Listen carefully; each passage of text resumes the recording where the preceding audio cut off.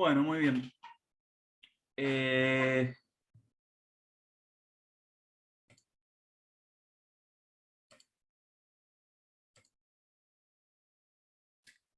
Bien, el texto que vamos a ver, no vamos a hacer así porque recién me falló. Pertenece al libro Vida y Muerte en el Tercer Reich de Peter Fritzsche.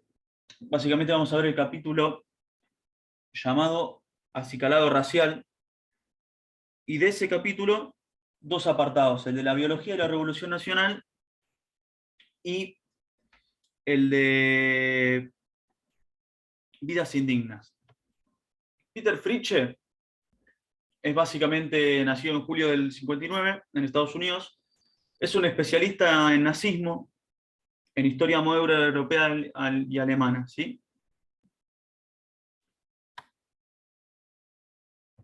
¿Qué va a plantear Fritzsche? Va a plantear que el año 1933, en el proceso de la Revolución Nacional Socialista Alemana, se va a dar una ruptura radical, ¿sí? ¿Por qué una ruptura radical? Porque, a decir de Hitler también, va a finalizar la revolución como proceso político, ¿sí? Y se va a dar una redefinición. ¿Una redefinición hacia dónde? Bueno, hacia una revolución espiritual, va a decir Hitler, y va a plantearlo también el autor. ¿Qué implicaba esta revolución espiritual? Implicaba construir una comunidad racial unificada guiada por la ciencia moderna, ¿sí? Esto básicamente significaba transformar a los alemanes en arios. Por lo tanto, esta construcción va a tener como base la biología y la genética, ¿sí? Y va a instaurar a la raza como el actor protagonista del proceso nazi alemán. ¿Cómo se va a llevar a cabo esta construcción de esta comunidad racial unificada? Por un lado, fomentando la solidaridad racial, superando las divisiones internas. Esto quiere decir las divisiones, por ejemplo, de clases, ¿sí? Eh, no puede haber división por encima de la unidad racial, ¿sí? Por otro lado, prohibiendo la mezcla, lo que ellos consideraban una mezcla de razas, ¿sí? Y por otro lado, combatiendo las degeneraciones, ¿sí? Lo que los nazis consideraban degeneraciones. Esto se va a hacer a partir de una serie de tareas. Por un lado, aumentando la tasa de natalidad de los sectores que los nazis consideraban predilectos, que irónicamente eran los sectores que menos tenían hijos. Por otro lado, a través de una tarea de recuperación racial, también de la eliminación del material foráneo, ¿sí? Del material lo que consideraban material exógeno a la comunidad biológica, y también a través de la educación de los propios alemanes. Bueno, lo que hicieron los nazis en este proceso es establecer un estado racial, ¿sí? Que se iba a parar en dos bases, se iba a originar a partir de dos bases legislativas. Por un lado, la expulsión de los adversarios políticos de la administración, básicamente de los judíos, ¿sí? El judío como el elemento exógeno por excelencia de la comunidad alemana. Que bueno, va a implicar la expulsión de los judíos de todos los espacios de la administración pública alemana, también del espacio privado, ¿sí? De las empresas, eh, a través de boicots y de una serie de medidas. Judío se consideraba todo aquel que tenía un antecesor, un abuelo judío, ¿sí? Y por otro lado, la ley de esterilización, que le va a permitir y va a habilitar al Estado alemán para llevar procesos de esterilización de la población, básicamente. Bueno, ¿quiénes iban a llevar a cabo estas medidas, ¿sí? Esta construcción, quienes estaban llamados a llevar a cabo? ¿Sí? Eran activistas políticos, profesionales de la salud, nucleados principalmente en las SS, que era una organización política, un organismo político eh, de élite política de este Estado racial, ¿sí? Que estaba conformado principalmente por personas de clase media, ¿sí? Por profesionales, eran profesionales que se consideraban élite, que eran ideológicamente radicales, despreciaban la democracia, y tenían un gran compromiso con la causa racial alemana, ¿sí? Bien. Como dijimos, iba a ser necesario educar a los propios alemanes, ¿sí? Esto se iba a llevar a cabo a través de la instauración de campos comunitarios por donde iban a pasar principalmente las juventudes hitlerianas, pero por el que iban a pasar la mayoría de los alemanes, ¿sí? En estos campos comunitarios, los alemanes iban a aprender las razones y las bases de este nuevo proceso revolucionario, lo que iba a llevar a los alemanes a constituir una vida, entre comillas, considerada biológicamente sana, ¿sí? Por ejemplo, la no mezcla, a contraer matrimonio o a no contraer matrimonio con los considerados indeseables. Esto iba a habilitar a que los alemanes empiecen a hablar de la cuestión judía.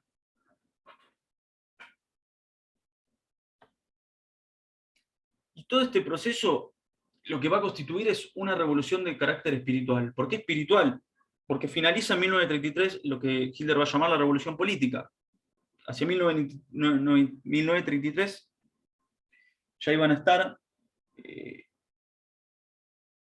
todos los partidos políticos prohibidos, los sindicatos también.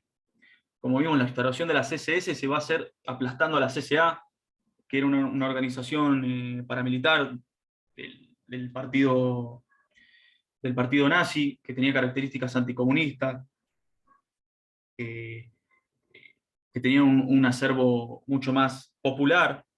Se iba a ser reemplazado por esta élite biológicamente comprometida, que eran las SS. Y esta revolución espiritual iba a significar básicamente el reordenamiento de la población bajo valores genéticos. ¿Sí? Era un reordenamiento, una, una, una revolución, una reformulación, una revitalización del cuerpo comunitario alemán, siempre bajo valores genéticos. Va a ser muy importante la genética y la biología. Este proceso de purificación, de regeneración comunitario, pensaban los nazis, iba a dar nacimiento a una nueva persona alemana, ¿sí? Este nuevo hombre alemán, totalmente revitalizado, ¿sí? Limpio, puro, purgado de todos esos elementos exógenos, eh, exóticos, contrarios, contaminantes de de la sociedad alemana, ¿sí?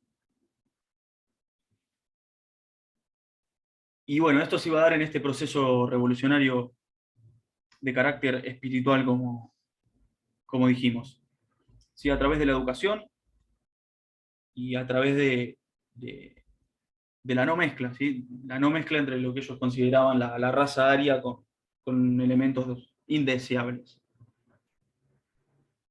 Pero por otro lado, había una tercera tarea, que era eliminar las vidas indignas. Ahora, ¿qué son las vidas indignas? ¿Qué eran las vidas indignas para el nazismo?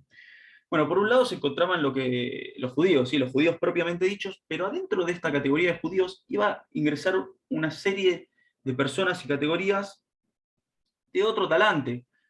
Acá dentro de los judíos iban a entrar católicos, ateos, protestantes, adversarios políticos, ¿sí? Cualquiera que sea considerado un elemento peligroso para la biología, para el cuerpo biológico de la comunidad alemana. Y por otro lado van a estar los asociales, ¿sí? Los asociales eran personas eh, que tenían algún tipo de degeneración genética que los volvía básicamente o criminales, eh, delincuentes, homosexuales, gitanos. Como vemos, había eh, un grado de obsesión, ¿sí? De obsesión un miedo obsesivo, va a decir el autor, básicamente. Una combinación de miedo obsesivo, pero también de constancia, de confianza absoluta. Miedo obsesivo en estos factores como externos y internos que amenazaban la vida biológica del pueblo alemán, ¿sí? Y por otro lado, optimista, ¿por qué? Porque los nazis confiaron profundamente en esta tarea racial que llevaron a cabo. Y confiaban profundamente que iba a dar nacimiento a este nuevo alemán, a esta nueva persona alemana y a la regeneración de toda la comunidad racial alemana. ¿Sí? Bueno, volviendo a lo de eliminar las vidas indignas. El autor se va a preguntar cómo pudieron llevar a cabo los alemanes, los nazis, este proceso, ¿no? Cómo la población lo aceptó. Y el autor va a decir que esto se dio debido al intenso deseo de orden que tenían los alemanes. ¿En qué marco se dio este intenso deseo de orden? En el marco de una crisis económica y social, en donde el miedo a los revolucionarios comunistas se mezclaba con inquietudes más generales acerca del crimen y la delincuencia. Esto quiere decir que comunismo, crimen y delincuencia va a empezar a significar lo mismo para los alemanes, ¿sí? No se podía distinguir bien en un periodo donde había una alta mendicidad, quién era vagabundo, quién era un revolucionario, quién era un criminal, ¿sí? Entonces, esto llevó a un esfuerzo por distinguir sanos de enfermizos y buenos de malos, ¿sí? Y esto llevó a que los años del régimen nazi se recordaran como una época de seguridad, ¿sí? Donde se pudo volver a caminar por la calle, donde ya no había más delincuencia, donde había realmente un orden. ¿Y cómo se iba a llevar a cabo la eliminación de las vidas indignas? A través de medidas eugenésicas, básicamente. Lo que implicaba erradicar a estos indeseables, estas vidas indeseables.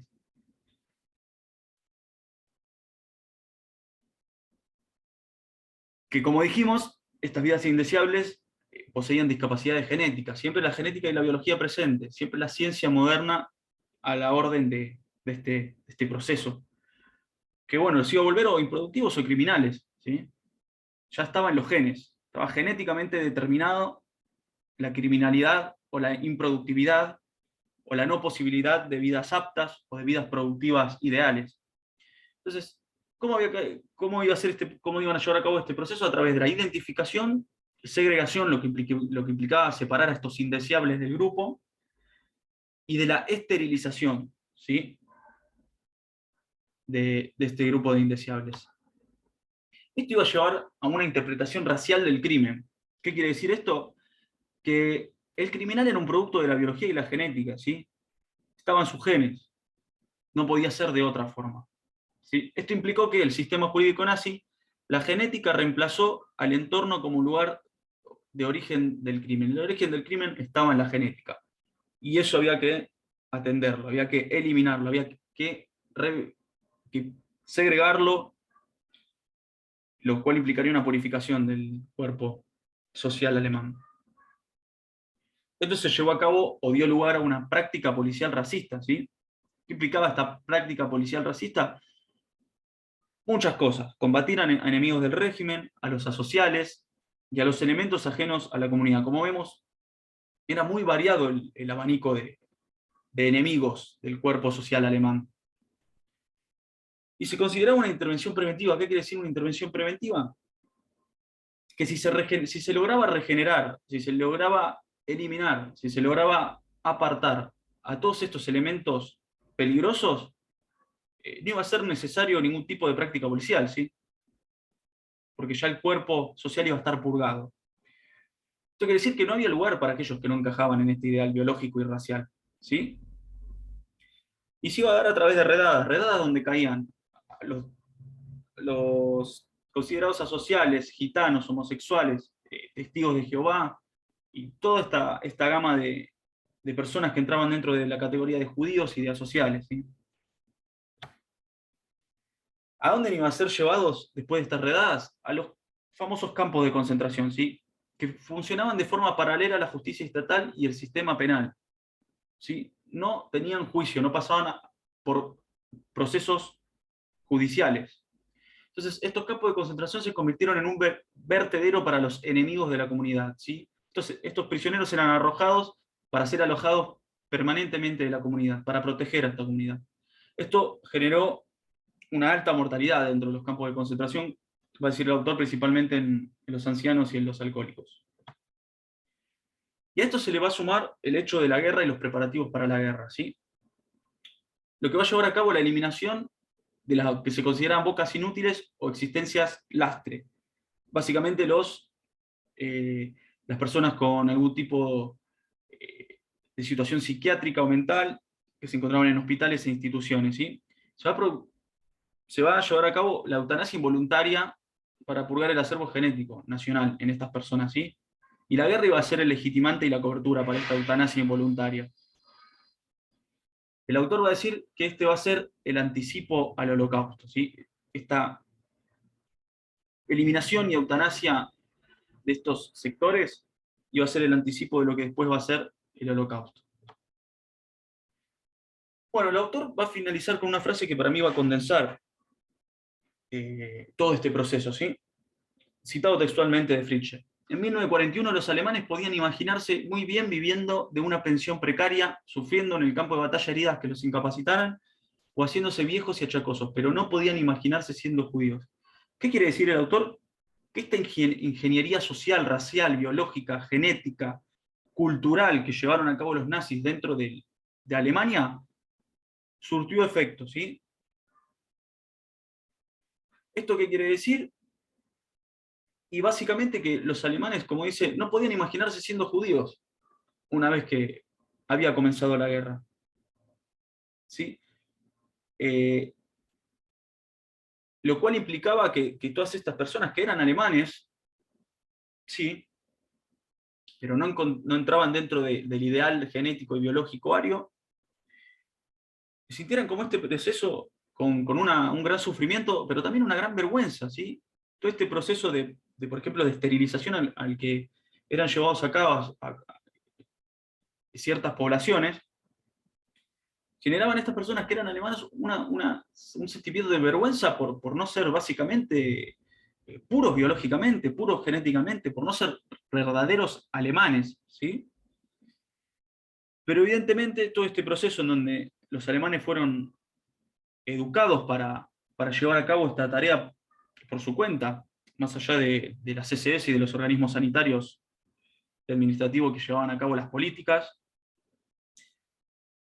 eh, que realmente surtió efecto en el cuerpo alemán, ¿sí? En el cuerpo comunitario alemán, en la sociedad alemana, que ya no iba a ser la misma, ¿sí? Que básicamente sufrió los efectos de estas políticas y esta revolución espiritual, ¿sí? Esta revolución espiritual que implicaba esta redefinición, de la comunidad alemana bajo, como dijimos, presupuestos y valores biológicos y genéticos que iban a llevar a la segregación, a la esterilización, al apartamiento y a la eliminación de formas de ser, de formas de sentir, de formas de existir, consideradas por los nazis exógenas, no solo exógenas y extrañas a la comunidad alemana, sino que representaban un peligro para la unidad biológica y para la pureza y la vitalidad biológica del cuerpo y de la comunidad alemana.